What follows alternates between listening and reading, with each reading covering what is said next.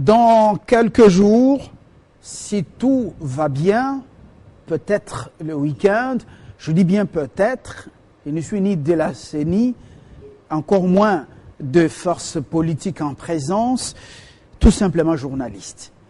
Alors, le nom du nouveau locataire du Palais de la Nation serait connu. Je dis bien si tout va bien, avant peut-être ce week-end.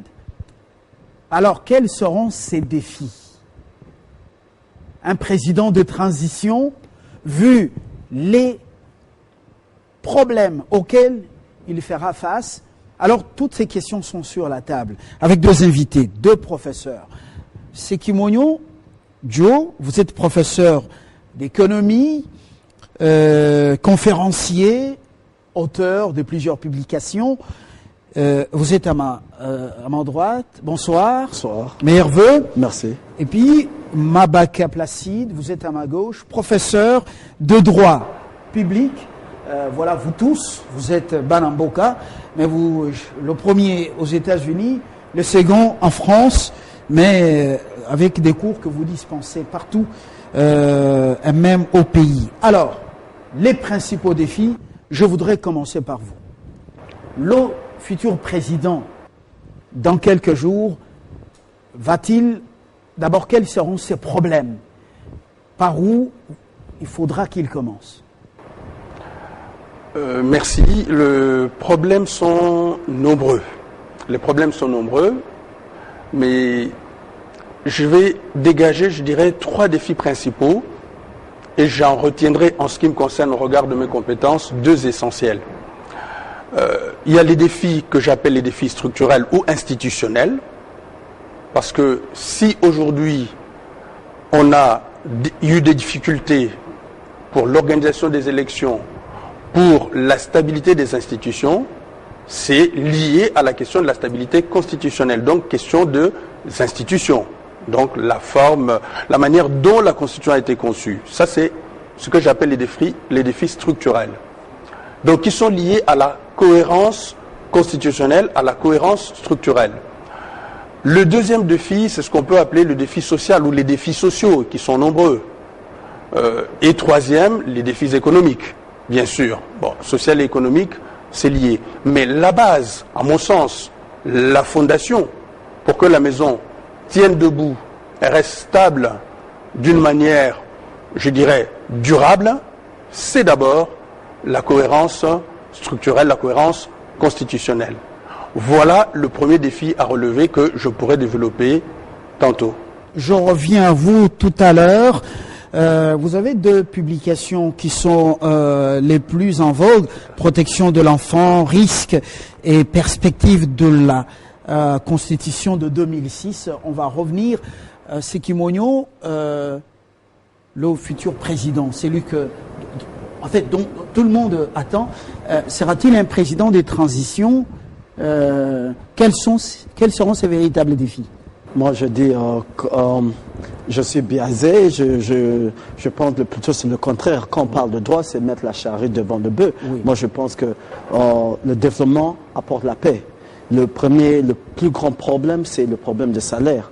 Je dis, il doit penser au salaire. C'est pas la sécurité à Beni Boutembo et dans d'autres à Yumbi, c'est pas ça? C'est pas ça. S'il y a l'insécurité, c'est Beni Boutembo, c'est à cause des jeunes qui n'ont pas d'opportunités d'emploi, d'opportunités d'entrepreneuriat. C'est pas la paix qui était un problème. Mais le peuple nandais est très entreprenant. Vous n'allez pas me dire que les champs de haricots, le champ de café, ce peuple qui est fort dans les commerces, vous n'allez pas me dire que c'est un peuple fainéant. Oui, mais c'est un peu tribalisme pour croire que juste parce qu'on a nandais, qu'on a dans le sang un ADN entrepreneur. Non, ils sont comme tous les Congolais. Ça justifie historiquement pourquoi certains d'eux ont une certaine des ambitions ou le commerce, vu la région où ils sont avec l'Ouganda. Mais en général, quand vous êtes à Beni Boutembo, ce n'est pas tous les Nandais qui sont entrepreneurs. Il y a un problème d'opportunité de jeunes, d'investissement. Ils participent pas, ils n'ont rien pour participer au commerce du XXe siècle. Donc le premier défi, c'est le salaire. Le salaire. Après le salaire viendra l'emploi. Et la troisième que je peux dire, la retraite. Si on peut arriver à résoudre ces trois questions basiques, on peut alors parler de l'état de droit. On peut parler de droit, on peut parler de la Constitution, mais avant tout, c'est la poche du Congolais. Mais il y a d'abord la cohésion nationale. Le pays, apparemment, semble être en fragment avec à la sortie de ces élections, quand même, on dit sociologique. Je reviens à vous. Est-ce que c'est pas le plus grand défi, quand même? La pauvreté. Alors, je vais donner un exemple. Dans un camp de réfugiés, s'il y a un sac de riz pour 10 000 personnes, les gens tendent à être tribal, animal. On se regroupe, on se divise en celui qui te ressemble. S'il y a le riz pour tout le monde, ce n'est pas un problème. La pauvreté crée certains problèmes. La pauvreté, c'est le père de la révolution, de la rébellion. Il faut s'attaquer à la pauvreté. Le vrai problème, c'est depuis, vous voyez, en 1960, le PIB par habitant, c'était 67 francs coloniales. Aujourd'hui, avec inflation, ça fait... Le franc belge. Oui, franc belge. Aujourd'hui, ça équivaut avec inflation $670. Ça veut dire de 60 jusqu'à aujourd'hui, c'est comme si on n'a pas bougé. On n'a pas bougé sur les revenus des Congolais. Et le Congolais, en 1960, il s'est révolté à cause de ça. On a demandé l'indépendance à cause de la pauvreté. Lumumba l'a dit dans son discours. Et c'est le même esprit qui nous conduit. On est toujours attaché, on parle de droit. Quand on parle de droit, on permet de fouetter le Congolais. On n'a pas besoin, pour moi, d'un pays de droit. On doit commencer par l'économie, le droit vient après. Alors, professeur Mabaka, vous êtes d'accord que les problèmes de droit, ça vient après et qu'il faudra que le futur président commence par le ventre du Congolais, donc le salaire, l'emploi? Je ne suis pas tout à fait d'accord. En ce sens que on ne doit pas opposer le droit à l'économie ou à autre chose. Parce que le problème qui sont évoqués, ces défis-là, le salaire, c'est ce que j'appelle les défis sociaux. On est dans la protection sociale. Et la protection sociale, le droit est là pour réguler. Le droit ne vient pas, en quelque sorte, supplanter l'économie. Économie et droit. Économie et d'autres problèmes vont ensemble. Mais s'il n'y a pas de régulation, le droit, en quelque sorte, c'est la fondation d'une maison. Si vous n'avez pas de fondation, comment voulez-vous faire tenir le mur de votre maison? L'économie va être fondée sur quoi? Sur quelles règles? Si je prends l'exemple des sacs de riz, ok, on a des sacs de riz pour tout le monde. Mais quelles sont les règles de répartition justement de ces sacs de riz? S'il n'y a pas de règles, tout le monde va se ruer dessus et chacun va se servir comme il veut. Ça peut créer de l'anarchie, ça peut créer des rixes, ça peut créer des bagarres. Et donc, pour éviter tout cela, c'est ça le rôle du droit, c'est la régulation. Le droit est là justement pour poser les bases du fonctionnement de la société, n'est-ce pas? De quelle manière que le futur président, avec le futur Parlement, commence par revoir la Constitution de 2006? Ce que je veux dire, oui, c'est qu'aujourd'hui, la Constitution existe. Bien sûr, il doit se baser sur la Constitution actuelle. Mais durant son mandat, il doit tirer toutes les conséquences de la déficience structurelle, c'est-à-dire des problèmes qui ont été posés par la Constitution de 2006, et doter le Congo d'une constitution pensée et qui répond aux besoins des Congolais, dont la question notamment de pauvreté, les questions économiques. Comment on va organiser notre société? Aujourd'hui, la Constitution de 2006, c'est une constitution qui est simplement, pour moi, une constitution importée. C'est une constitution qui est un copier-coller calqué sur le modèle français. Français et belge de 1970. Je donnerai un exemple. Mon collègue parlait tout à l'heure de penser que les Nandés, c'est du tribalisme. Mais le tribalisme, c'est un fait qui existe du fait de la Constitution. Regardez comment l'État congolais est organisé aujourd'hui, avec ce que j'appelle la provincialisation territoriale.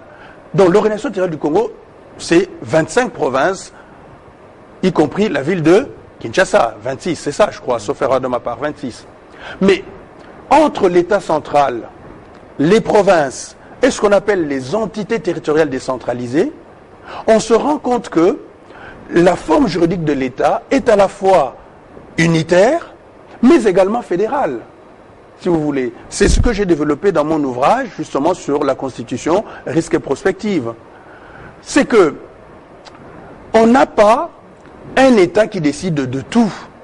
On a d'abord le gouvernement central, d'une part, on a les provinces d'autre part, et on a, ce qui d'ailleurs n'a pas encore été installé dans le cadre de la décentralisation, ce qu'on appelle les entités territoriales décentralisées. Donc la chefferie, la commune, la ville, le secteur. Donc il y a un gros problème de ce côté-là. Il faut essayer de trouver des solutions pour que la paix suppose l'unité des Congolais. Et pour qu'il y ait unité, il faut que l'État soit vraiment unitaire, qui serait basé sur la déconcentration. Là aussi, on peut répondre aux problèmes économiques.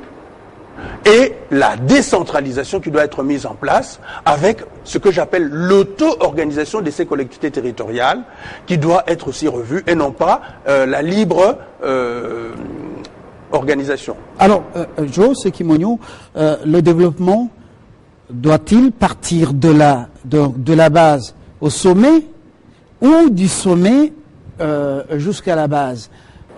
Autre préoccupation, ici, la mobilisation des richesses pour payer un salaire décent et puis permettre aux gens de manger à satiété. Comment y arriver lorsqu'on a une faible mobilisation des richesses? On dit, bon, moi j'apprécie la discussion qu'on a maintenant là, parce que c'est rare qu'on ait ce genre de discussion. J'aimerais qu'en 2023, qu'on arrive ces gens à nous départager. En 2023, parce que la question que je pose, juste pour répondre, oui, s'il y a beaucoup de sacs de riz, on peut faire des règles comment distribuer, mais s'il y a 5000 personnes, il n'y a qu'un sac de riz. Quel genre de règles? Aujourd'hui, on est dans une situation où il y a un sac de riz pour 80 millions d'habitants. Alors, pour moi, c'est ça la question. Et pour dire même le développement, commencer par en haut, par en bas, je dis non, on doit commencer par le débat. On doit commencer le débat scientifique d'abord, les idéologies. Il y a certains qui croient que le développement commence par en haut pour aller en bas. Moi, je dis ça doit commencer en bas par en haut. Par exemple, quand on dit il faut les revenus de l'État, moi je dis vous parlez du Congo, vous ne parlez pas du Congolais. Je dis parlons du Congolais, parlons du revenu. On doit trouver le moyen d'accroître les revenus du Congolais avant de parler du revenu de l'État.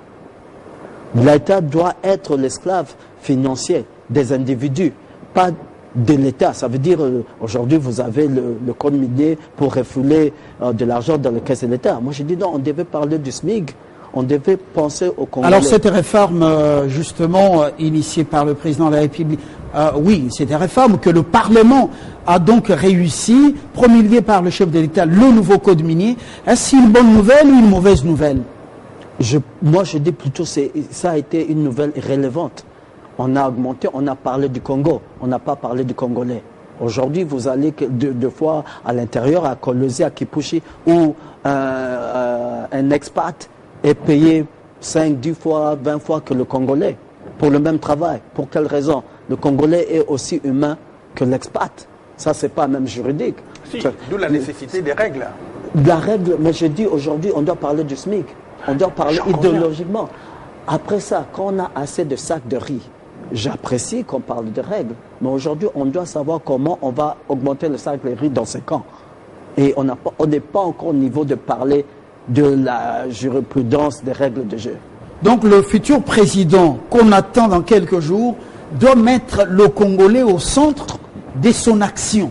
Tout à fait. En moins 3 ans, 4 ans, c'est après qu'on peut parler de la Constitution. Aujourd'hui, il doit laisser les routes, il doit laisser les grands travaux, il doit laisser les grands chantiers, il doit s'occuper seulement du Congolais. Le reste vient. De quelle manière, avant de revenir à votre collègue?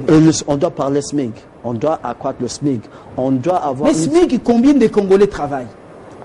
On augmente avant le SMIC, après on s'attaque au chômage.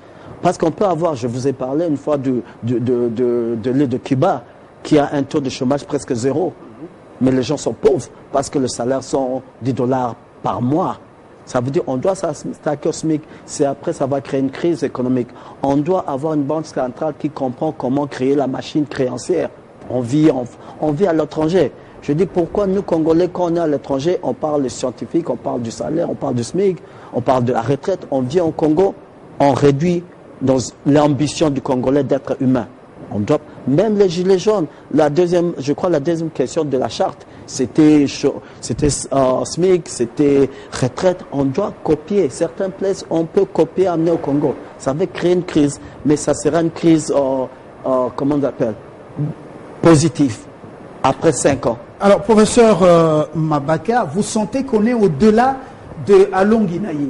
Nous sommes au-delà de l'exubérance de la cervelle. Ou Alon Guinaye, poudre, oui, le foufou, c'est bien, oui, Alongui, mais après, il est là, il risque d'être un président de transition. Je reviens à vous, par rapport au problème qu'il pose, il dit, il ne faut pas s'occuper de l'État, il faut s'occuper du Congolais. Mais la question, c'est de savoir c'est quoi l'État. Le Congolais, c'est l'État. Parce que l'État, c'est quoi? C'est l'ensemble de chaque... En fait, c'est la volonté générale qui est issue de chacun des Congolais. Parce que, si vous voulez, d'un point de vue philosophie du droit, n'est-ce pas? L'État, c'est l'émanation de la volonté populaire. Nous sommes les souverains, et on le dit même dans la Constitution. Le peuple est souverain, le citoyen est souverain. Et c'est lui souverain qui a délégué l'exercice de ses compétences à la société, à la communauté, qui va justement agir dans son intérêt et qui doit répondre à ses besoins. D'où le choix d'ailleurs des dirigeants. Le président de la République qui sera élu, mais qui est déjà élu, mais non, qui sera proclamé. Qui sera proclamé, voilà, ouais. C'est l'émanation de la volonté des Congolais. Il est simplement un délégué, un mandataire. Il n'est pas le souverain. Et donc, il doit répondre aux besoins des Congolais. En ce sens-là, effectivement, les besoins sociaux, la question des emplois, la question du salaire, mais les textes existent, effectivement. Il faut maintenant que ces textes trouvent application. Et on doit créer des emplois. Donc, les grands travaux, mais c'est l'emploi. Mais qui va faire ces grands travaux? Je soutiens que ce n'est pas l'État qui doit créer les emplois. Non, attention. Tout à j'ai dit, c'est un régulateur. Il faut que l'État pose des normes qui facilitent simplement la création des emplois à travers notamment l'entrepreneuriat et surtout l'entrepreneuriat social. Mais là aussi, il faut que les gens soient formés, qu'il y ait des compétences. Or, on s'attache trop souvent au diplôme ici dans notre pays. Mais on ne discute pas des compétences, le savoir-faire. Il y a trop de diplômés. J'appelle ça la société de la diplômie. Et chaque année, on a Alon Guinaye. Alon Guinaye, mais avec quel docteurs, savoir-faire? C'est ce sur quoi nous devons insister. La question de l'éducation, c'est un défi social. L'éducation, l'emploi, la prévoyance, tout ça. Mais c'est lié. Et ça va répondre justement au développement économique du pays, à ce besoin à arriver à l'émergence, et ainsi de suite. Là, je suis d'accord avec mon collègue, c'est que effectivement la question de la Constitution ne doit pas être abordée d'emblée, bien sûr. Dans les 3 ans, effectivement, après 3 ans, il faudrait justement prendre à bras le corps cette question et doter la République démocratique, après les 5 ans de nouvelles institutions, passer de la 3e à la 4e République. Merci Placide Mabaka, merci Jo Sekimonyo. Le débat est lancé, ouais. Vous l'avez salué. Pendant la campagne, les gens étaient plus dans les individus. Oui. Celui-ci c'est le nôtre. Maintenant, nous sommes dans le vrai débat. Que devra faire le prochain président ou le futur dans un futur beaucoup plus proche? Nous avons lancé le débat, nous allons le continuer. Évidemment. Même si vous allez regagner vos lieux de résidence, mais vous allez revenir pour qu'on continue. Bien entendu, merci pour ce débat et j'espère qu'on aura plus ce débat pour inspirer. Merci. Tout à fait, merci. Et voilà.